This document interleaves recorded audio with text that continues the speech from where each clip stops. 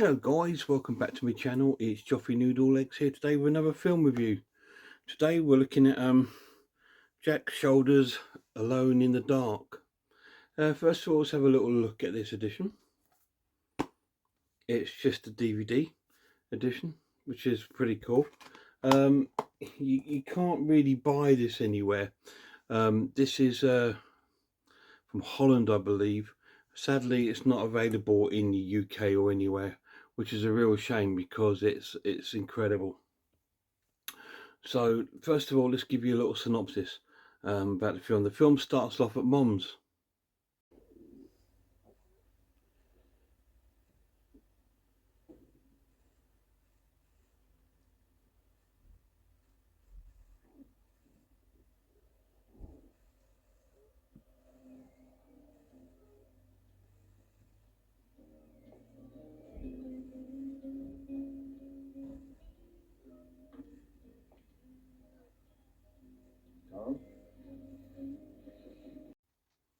So we're going into Mom's there, and it's with Martin Landau, who's fantastic. I believe he was in quite a few films. I think he was in The First Omen as well. I'm sure he played the priest in that. But yeah, he's gone in there, and he's greeted there by some of the locals. I'm fine.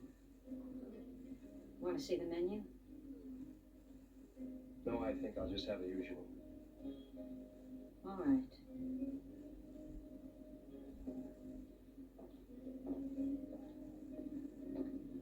Kind of slow, isn't it? I hear they're calling for rain.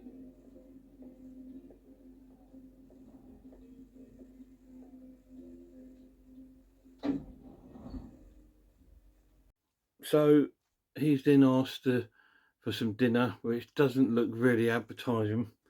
So then we meet the chef. They have sinned against the Lord, and their blood shall run out as the dust, and their flesh as dung.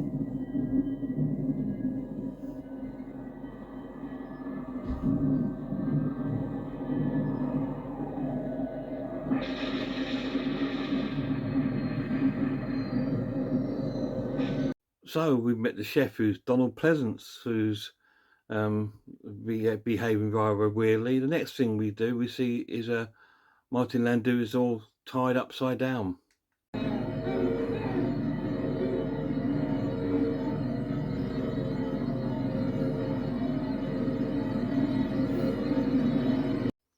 After this bit, Martin Landau wakes up screaming.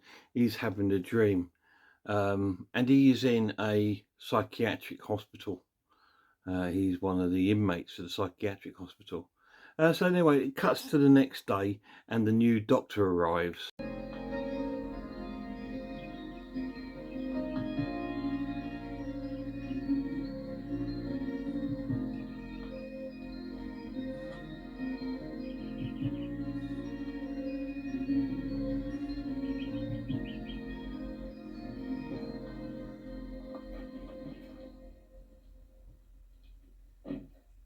So that's our new doctor. The old doctor's left and moved on to a new job, and he's now going to be one of the new doctors there. So he goes to the reception to sort of like introduce himself.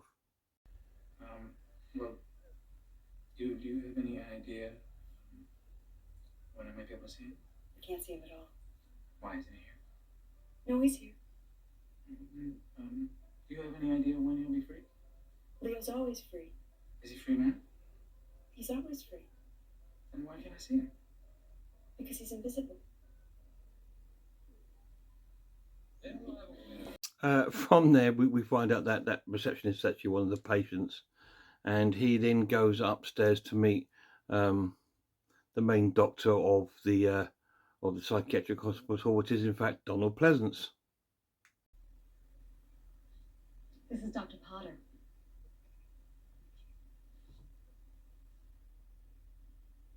I know.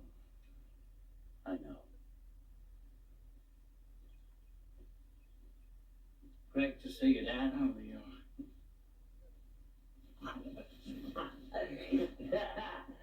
Thanks. Then it then cuts back to the new doctor at his new home with his wife and his daughter. In fact, they're brand new to the area and they're just still moving in. Off the wall. That's quite possible.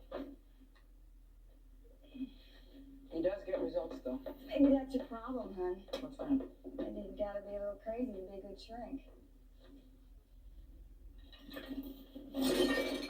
Nice. Oh, God. After that, then cuts to the next day, and the new doctor turns up again with Donald Pleasance, who's given him a further tour of the hospital, mostly the third floor.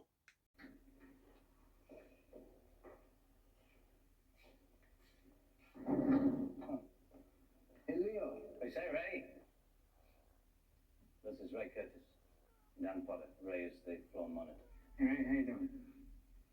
How you doing? So Donald Pleasance has given him a tour. We've met that the black dude, and then he takes him into the room where we meet all of the sort of dangerous patients. Hello, friends.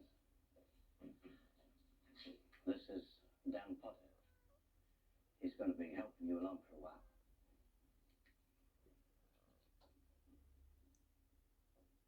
Where's Harry Merton? Dr. Merton had to leave us to go and help people somewhere else. Dan, this is Ronald Elster. Hi, Ronald. Colonel Frank Hawkes. Frank. This is Byron Sutcliffe. Hi, Byron. Byron used to be a minister. He's very deeply into his own space just now. Our friend over there is John Skagg. That's the bleeder. Oh, yes. John doesn't particularly like to show his face to strangers. Well, Dr. Bain here has told me how much you all admired Harry Merton. Just as they're leaving, Jack Palance sort of turns around and shouts at them, and this is their reaction.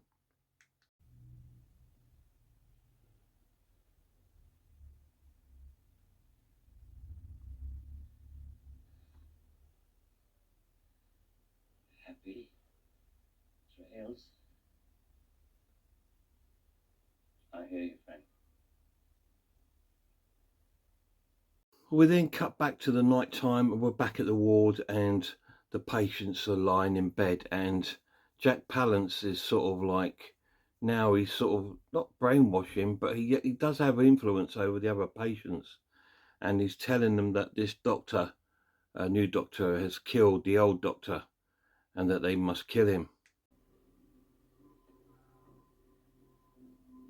Potter wants to kill us. He that smiteth a man that he die shall surely be put to death. We'll kill Potter when he comes back. Not here. Where?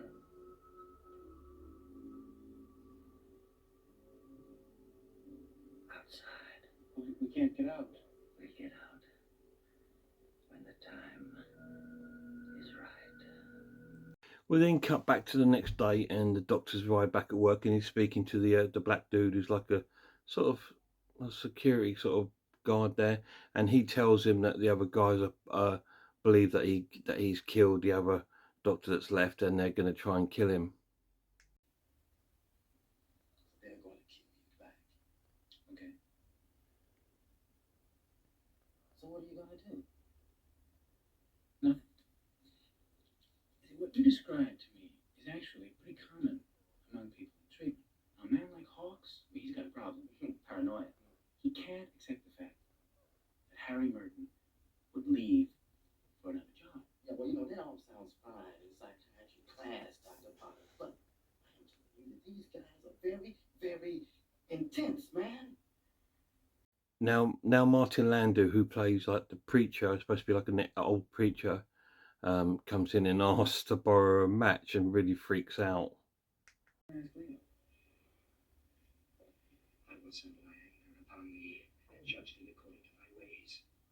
And recompense upon thee all thy abominations. Hey, preacher, my man. Don't you call me preacher! Now look at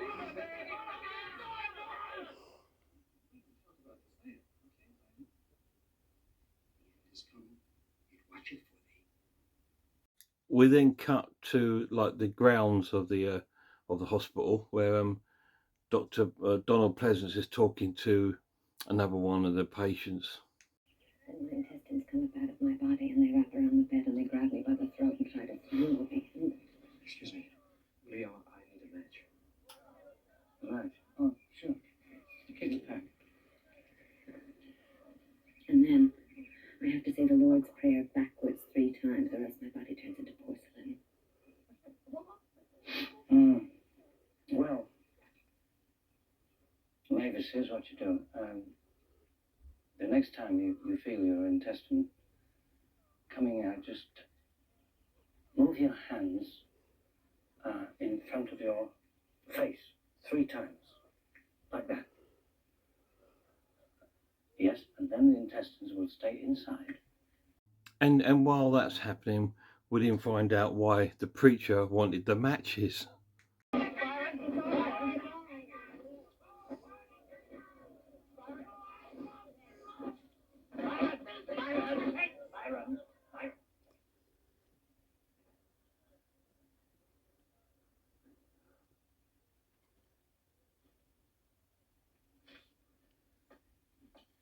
Somebody get him another shirt. I'll take Please. care of it, Leo. Leo, can I ask you what it was that you just said to him? I told him if he didn't stop all this nonsense, I would hoist him up and cut him in half.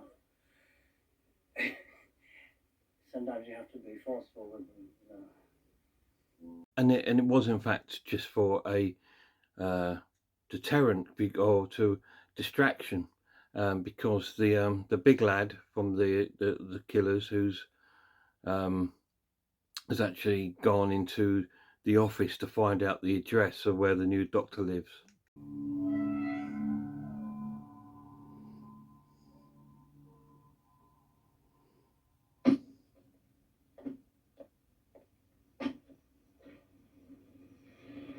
Then we cut to the new doctor in the grounds having a chat with Jack Palance.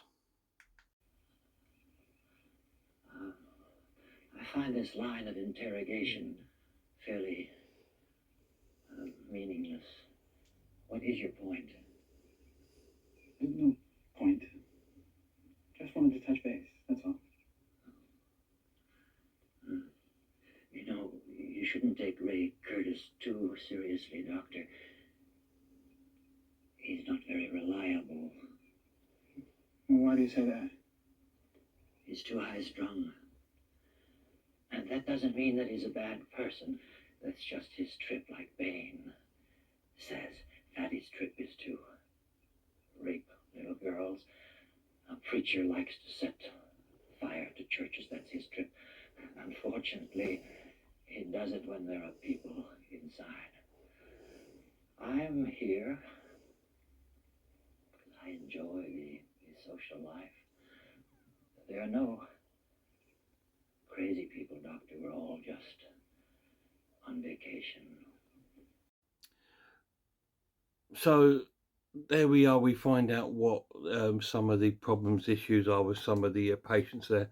Obviously, the priest guy, he's likes to set things on fire. The large guy, he's a child rapist, and the other one, who's called the Bleeder, he sort of bleeds every time he kills someone. And Jack Palance is not really told too much about his, but he's also a killer. And anyway, he tells them about that. And next thing they do, we cut out to the new doctor's sister arrives at the home to visit, and she seems quite nice. Anyway, she persuades them to go out that night to a local sort of club where a punk band are playing, and halfway through the set, they have a power cut. Don't worry, sweetheart. It's not necessarily a blackout just because the lights went out here.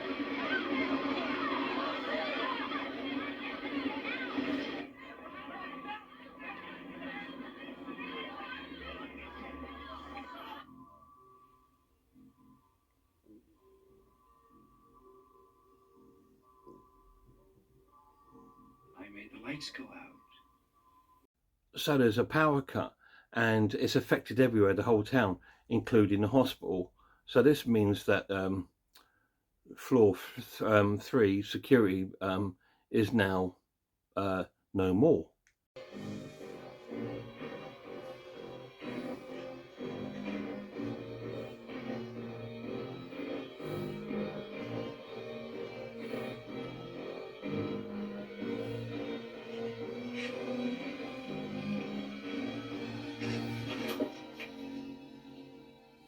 Hey, fellas.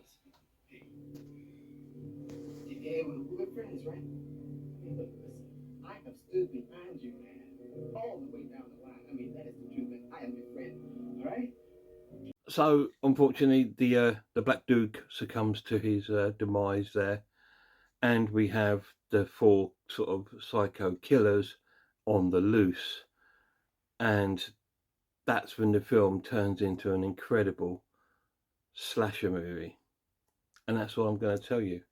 Yeah, so from that moment onwards, the film turns into an incredible slasher film. It's really, really cool. Awesome film. So what do I think of it? Like I just said, it's awesome. It's really, really cool. It's very, very much along the lines of Halloween, in the sense of like the gore is minimal, but you don't need it. There's still some good killings in it. You don't really need it so much because it's more about the characters, and the story goes a different way. They first of all, obviously, the town's in the blackout, so the whole town's out and they're all looting. So they've managed to hide quite a lot in the public, and they start killing some people in the public and robbing some stores for some weapons, and then they go and stalk the Doctor and his family. It's a really, really cool film. Um, with a little bit of a twist in there, and it's fantastic. It's so well acted. What an amazing cast as well. This has to be one of the strongest casts in any slasher film, and it's like, why isn't it famous? Why isn't people watching it? I don't get it. The pluses of the film: the story is amazing, the acting is incredible, it's spot on, there's some great casting, it's really strong. The DVD transfer on this is awesome, really good. On my 4K, it turns up to like a little bit like a Blu-ray. As you can see, some of the picture quality is really crisp, and it looks really, really, really nice. The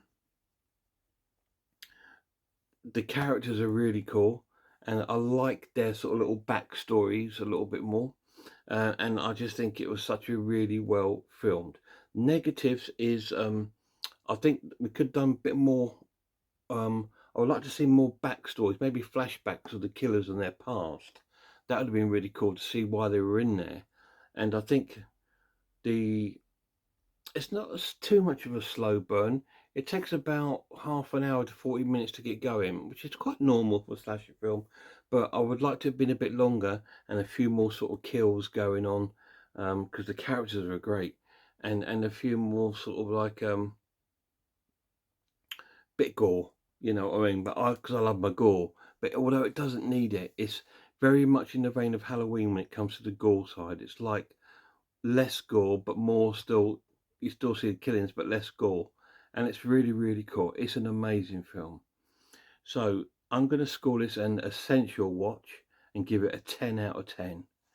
100% 10 out of 10. And I'm shocked that nobody like Arrow, 88 Films, Second Sight have not picked this film up. It's filmed in the early 80s. I think it's about 80 or 81, something like that. So it's around the same time as Friday the 13th. I do believe. If I can try and check, let me have a quick look. See if I can see it on the box, if it's got the year of its production. Let's have a little look.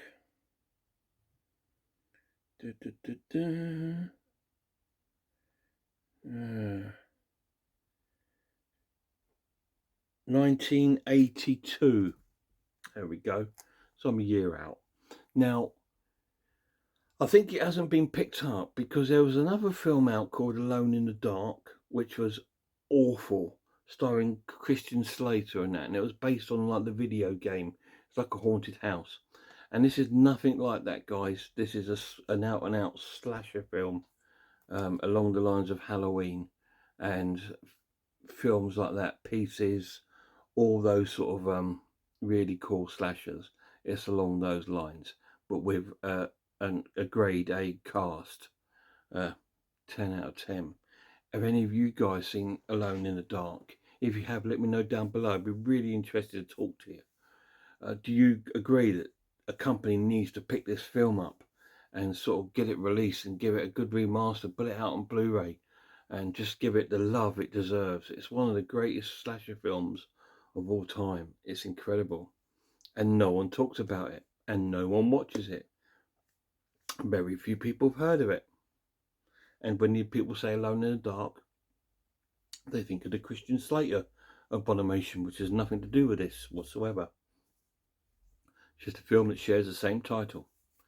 But that's it. That's my review of Alone in the Dark. 10 out of 10.